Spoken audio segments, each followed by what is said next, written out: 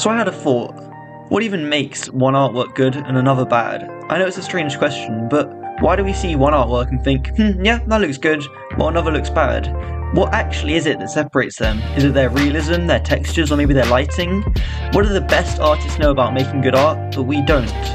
So my process of finding this out is going to be first, examining the things that it can't be, then hopefully being able to find the answer from there. First, could it be their realism? Well, this makes sense in part. Most realistic artworks are thought of as good art, but the issue arises when you realise that all the amazing stylized artworks are definitely not realistic, but yet we still perceive them as good art. So realism clearly can't be the defining trait of good art. Maybe it's their art style. We like art because of its style, right? But this can't be the case. I'm sure you've seen your favourite artists try to draw in a unique or different style, and what happens? The art still looks beautiful, despite the different style. For these people, it doesn't matter what style they draw in, it will always look good. Take Ilya Kuvshinov for example. They literally use a different style for almost every single artwork, and yet we don't see any of them and think they look bad purely due to the style. Or if it's not realism or style, maybe it's their brushes or equipment. Yeah, okay, I shouldn't even have to explain this one. It's pretty common knowledge nowadays that brushes don't matter, and I'm assuming you already know that. Let's look at some more convincing arguments. Could it be their proportions? Again, this makes sense up until a point when you understand that it's really just repeating the same problem as the first one, realism, and thus is the case with pretty much all of the tangible parts of an artwork. It makes sense up until a point, and generally more of it looks better. Then you have stylized artworks and other kinds purposely not made to be realistic, which also look just as good.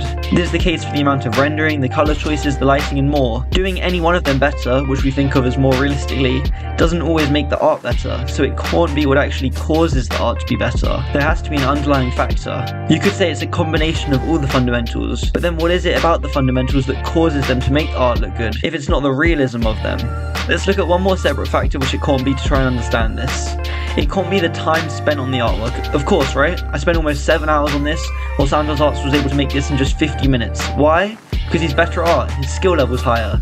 Again, this is way too broad for an actual answer. Just saying that some art is good or not good because the artist is good or not good. Like, yeah, obviously, like I didn't already know that. This is good progress towards the answer though, and we can combine the idea of the fundamentals being an important factor to say that an artist's skill level equals the sum total of their skill in the various fundamentals, which equals how good their art is. Like I said, this is way too surface level though, and it doesn't explain what about each of the fundamentals makes the art good, if it's not the realism of them.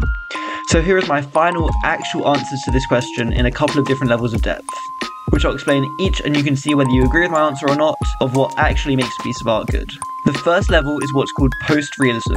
I think, in general, the more a piece of art goes towards the side of post-realism, the better it is. In case you don't know what post-realism is, it's deviating away from what's realistic to make the art more lifelike than reality itself. It's essentially the opposite of pre-realism, which is our preconceived notions of how things are. Skin is too white, grass is too green, the sky is too blue, and lighting is just adding black and white to things. It's pretty safe to say that any art done post-realistically generally will look good, while on the other hand art that's pre-realistic most likely won't. This answers the question from before of what about the fundamentals makes them look good, and I think you'll see why I see this idea of post-realism as so important when I tell you the most fundamental level I could find of what actually makes a piece of art look good. Just before that, Cynics has a really good video on this explaining post and pre-realism, so I'll put it on the end screen of this video if you want to watch it. Okay, now on to the final level, and my final, ultimate, epic, crazy, mind-blowing, insane, ultimate theory of what makes a piece of art look good. People think, no, that's impossible to answer. Art is subjective, everyone likes different things. There's no one thing that can determine if art is good or not. Well, I disagree.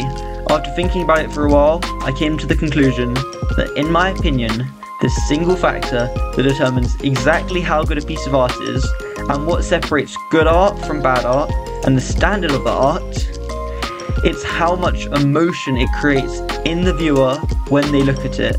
The reason we like to look at art is because it makes us feel something, and no wonder we're going to like art that makes us feel the most. When we look at a piece of art, if it's an environment, character or anything, we subconsciously imagine ourselves in that piece and what we would feel. Everything we learn in art is simply a tool to create more emotion in our pieces. Better anatomy makes the characters look more realistic, so our brain has an easier time creating a more vivid picture of what it's like in the painting. In shape design, you might learn to use a certain type of shape throughout a painting to make the viewer feel more of a certain emotion, and all of the fundamentals serve to do this. Then post-realism, like I talked about before, Also, it's just another way of doing the same thing. By creating things more lifelike than reality, we imagine what it would be like to be in a place with such beautiful lighting, or whatever it may be, which makes us feel more emotion. The message of the artwork or the emotion of the artist behind the work could also contribute to this, along with so many other things to make the viewer feel so many different emotions, but it all leads back to that one thing. I think this is a nice answer, as it also shows how the better you get at art, the more you can give people, make them feel good from seeing your work.